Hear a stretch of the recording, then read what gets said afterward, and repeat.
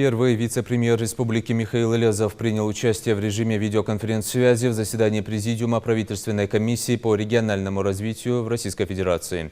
Совещание прошло под председательством Марата Хуснуллина. На нем обсуждали состояние жилищно-коммунального хозяйства в регионах и подготовку к прохождению осенне-зимнего сезона.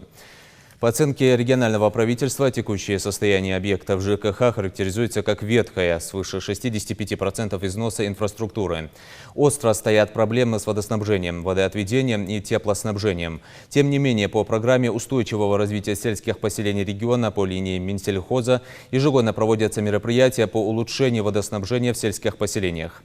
В рамках нацпроекта «Экология» реализуется проект «Чистая вода». На федеральном уровне прорабатывается вопрос разработки проектно-сметной документации и финансирования строительства 5 объектов водного хозяйства, включая водозабор на Ассе и очистные сооружения в Сунже. К осенне-зимнему периоду 2020-2021 годов всеми администрациями муниципальных образований разработаны соответствующие планы подготовительных мероприятий. Общереспубликанский план будет утвержден до конца августа.